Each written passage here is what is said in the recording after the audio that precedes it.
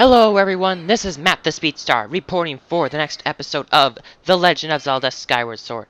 In the previous episode, we met Zelda up at the Statue of the Goddess, and got our butt saved by her after learning that our Loftwing has gone missing. Why'd I go that way? Yes.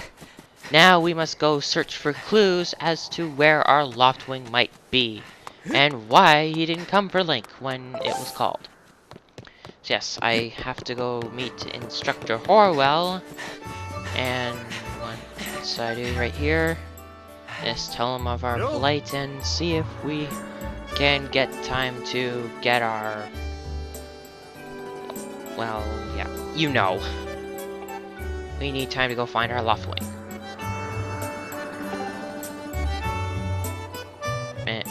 What?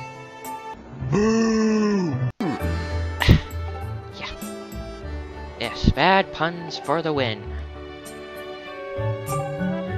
Really, who thought of that? Yes, he owes you for helping him find Mia, so yes. We now have more time to go look for Link's Loftwing. Technically, we have as much time as you want, just in case you're struggling to find it, so yeah. But if you are struggling, you should talk to Pipit here. He'll actually give you a hint of where to go next.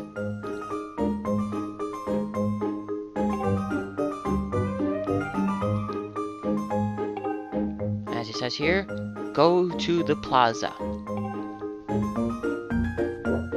That is where you should be heading next.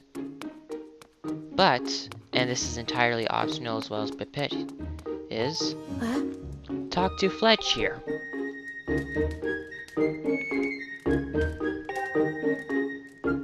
He should know something. Ah, see? Anytime someone says something like that, they obviously know something.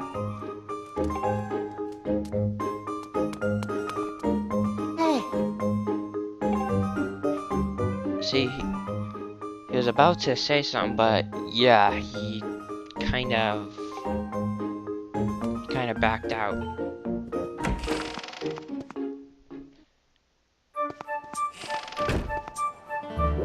Yes, back in Skyloft, let's head down to the plaza like Pipit said to. It's not very far from here.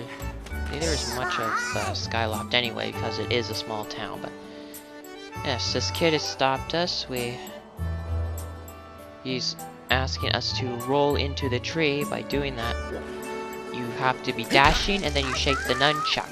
Yeah, that's right, the nunchuck, to do the roll. It takes a little bit of stamina to do a roll, but yeah. So we just come over here.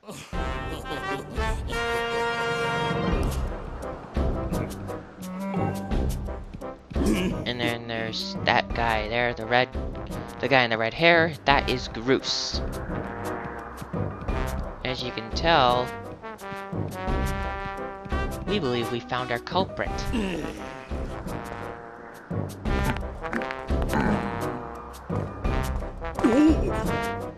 And by that surprised expression there, it is now proven that he is our culprit.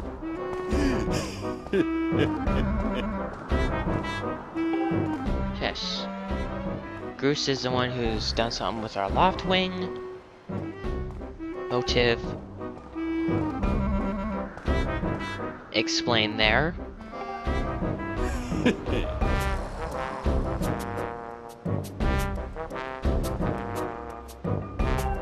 And, well, I think it's obvious you know the rest.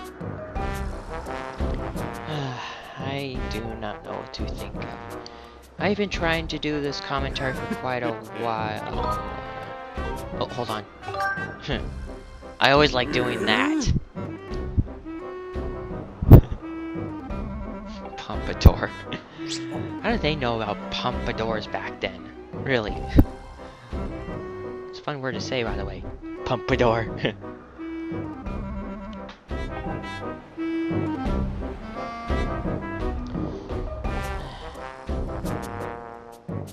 Yes, I've been trying to do the commentary for this episode for quite a while now. And a lot of the times what I'm using Windows 5 Movie Maker, by the way. But yeah, for some reason, it just keeps crashing on me. I don't know how many times I've done this just to get this episode done.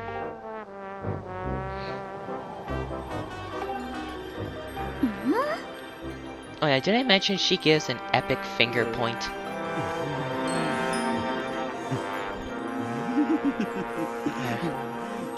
Yeah, I don't know why it keeps crashing on me. I really hope it's not because of how how I say it.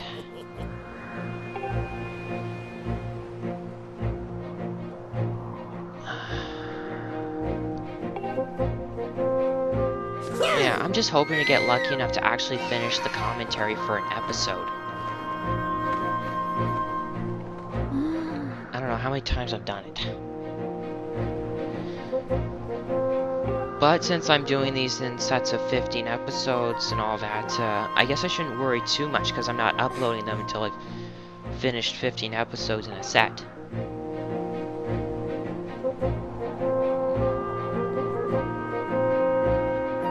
But yes, mystery is partially solved. We know Bruce is behind this. Zelda is going to fly around and see if she can help locate the Loftwing. But because this is a game, it's always you who has to find what you're looking for. Yeah. Just gonna save real quick and yeah, continue on. Okay, racing back to the Knight Academy. Not really. Instead, I'm heading back here. This is where you want to go next and talk to Pipette here. And now you should learn the whole story. I'll keep quiet about it.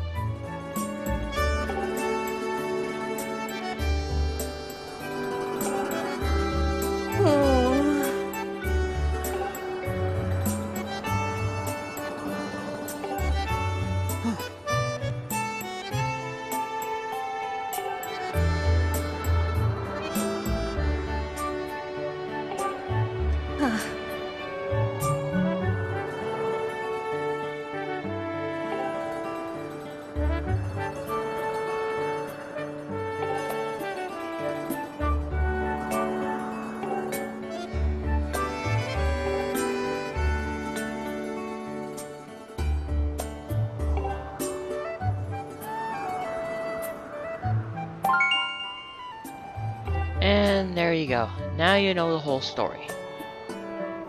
And here we get to check out our map. It opens automatically sometimes, but yeah. It's just point to where the X is. That's where we're going to be heading in a little bit. Oh. Yes, if you get lost, just press the plus button and you can check the map. We'll be using it a lot more later on. Let's talk to Pepe again, and he's gonna tell us that around the waterfall, there's some creatures that are, well, dangerous. And now, guess what? It's finally time to go get our sword. So yes, let's head into the sparring hall. On the other side over there is the Knight Commander.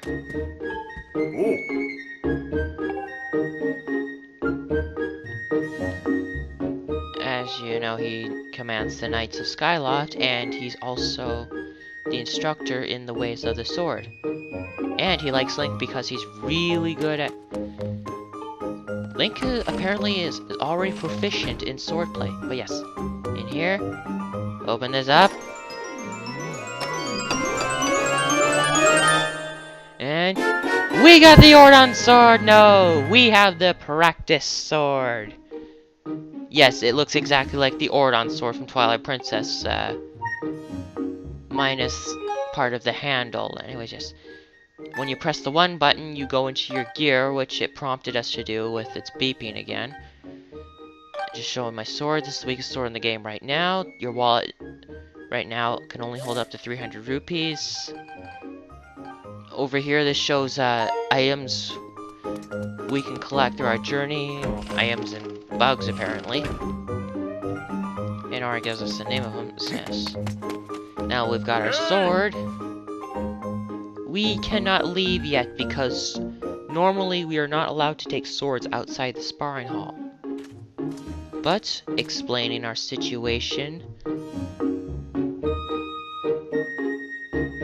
and yes, he's now made an exception that we can take it out as long as we're only using it for getting our Loftwing. In other words, only when absolutely necessary. Yes, now we finally get to practice using this. Now, because you use the Wii Remote Plus, swinging is a lot more tricky. You actually have to swing in the direction, in the proper direction, otherwise you might not fare as well in battle. So you just gotta cut along the gashes and the logs there, and what the? Hey! Yeah. Anyways, little fun fact, I use the Wii Remote in my left hand, opposed to how people use it in their right hand. Anyways, just got all that done. Yes, I know Link uses it in his right hand in the Wii games. There was supposed to be a left-handed option, but unfortunately, I don't think they included that, or they weren't able to include it in time. But either way, it doesn't affect me that much. So I've played through this game twice. I've 100% completed it the second time. So yeah, I'm proficient enough with it.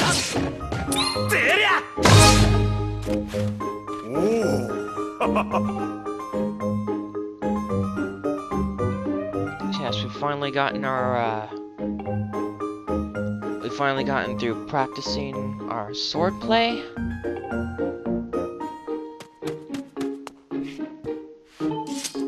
And why did I talk with him? Because, really, why did I talk with him? Oh yeah, he's just telling us to target stuff with Z, like, we already know about that. And we've already done this, so we can leave now.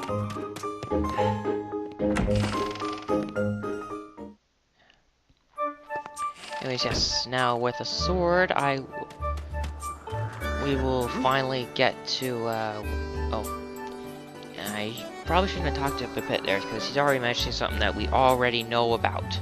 Saving.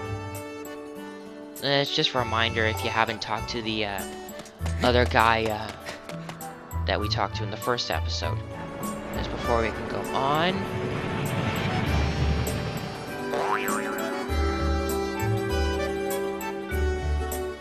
There's this talking rubbery Sheikah stone. This is something that we had in the remake of The Legend of Zelda Ocarina of Time for the 3DS. It's similar because it does the exact same thing as it did then, but it's just different. Anyways, yeah, I jumped ahead. Gotta be careful on these stones here. If you fall into the water too close to that waterfall there, you'll fall off and you'll get saved by someone who's already riding a Loftwing. What's this guy have to say? Very peculiar statue. And then he just completely ignores that, and yeah, he tells us to use the C button to look around. It's different this time because you actually have to use your Wii Remote to look around. Yes. We can now sense Link's Loftwing. So let's cut open these wooden stakes. Yeah, if you cut them down long enough, they just completely fade and you can... Whoops! I cut the sign. Oh, well, it'll be restored anyway, but yeah. Now, we are in the waterfall cave. And in here is where we're gonna meet our first enemies. And what you know is our first enemies are this game's version of keys. However, one thing is different with these keys. Aside from other games, with the practice sword, it takes 2 hits to beat keys, and this is the game's version of a green choo-choo. The small ones like that, they only take 1 hit to defeat, so technically, the small green choo-choos are the weakest enemies in the game, and hey, we've got ourselves a little collectible here. This is a monster claw. You can get these from keys, and I think you can get them from some other foes too. But yes, these are no longer these enemies in the game. There's a treasure chest up there. I don't know if we can get it yet. But yeah, there are a couple of chests in here. I would have gone to get them, but seeing as how I wanted to fit in all this within the episode without making it way too long, I had to ignore them. I'll probably get them maybe in an episode or 2 later, I'm not sure. Anyways, yes, hearts. We all know what this does. This gives us energy. One thing I neglected to say was, if you jump and you swing your sword, you do a jump attack. You can't do it when you're... you can't do it like you could in previous games. You have to be in a jumping motion, and then when you swing the sword, when you're in mid-air, yes, when you swing the sword in mid-air, you do a jump attack. I'm just checking around for any other foes. In here you get 40 rupees, or 2 red rupees, or... yeah, whatever. Yes. Anyways, we're through the waterfall cave. That's technically what it should be called. No, it says waterfall, but it's waterfall cave. Yeah. Bird statue right there. We don't exactly need it. Hey! And look at this. Zelda's here.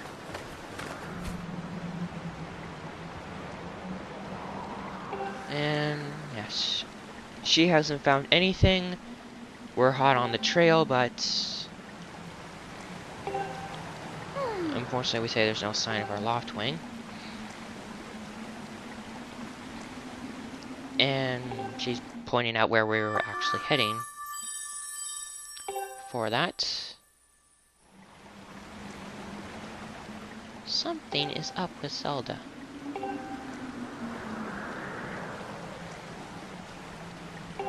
Yeah, and I get distracted a lot. Yeah.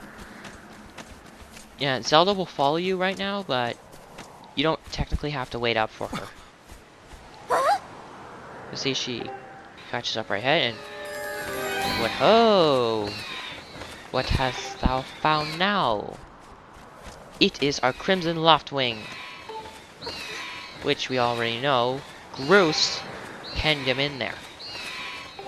And yes, I agree. That is cruel. Yes, we just have to cut these ropes here. They take 2 swings each, and you have... this shows how precise you have to be if you're slashing.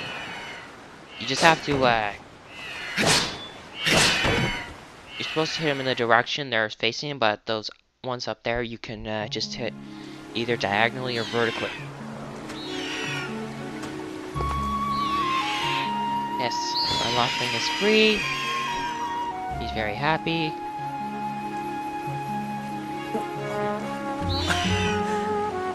It's always nice to have a reunion. Yes, now that our Loftwing is free, now we won't be... now you don't have to be afraid when you jump off. Because now, when you press D down, your Loftwing will come for you.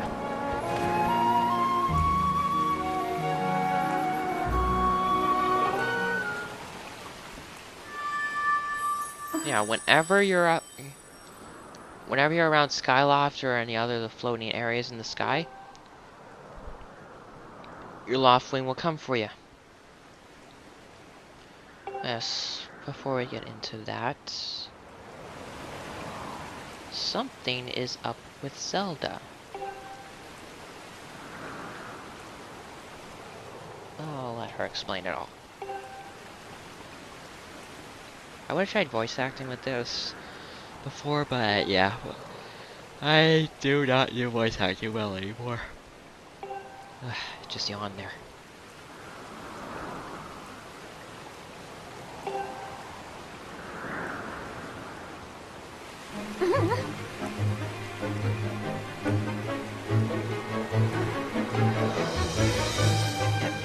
Don't be afraid.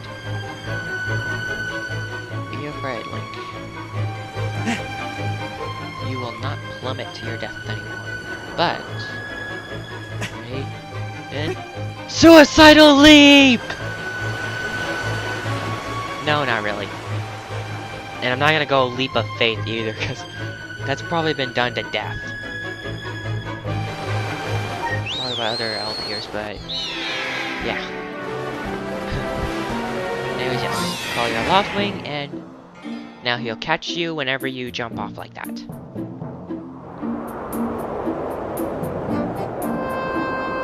As for right now, we are just going to go through the basics of flying with your Loftwing.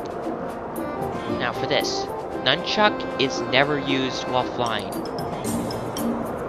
But you cannot disconnect it from the Wiimote. Yes. Okay, so for this... yeah, for this, you're not supposed to tilt it up, you're supposed to technically swing it up. But you can just swing it and it'll work anyway. Yeah.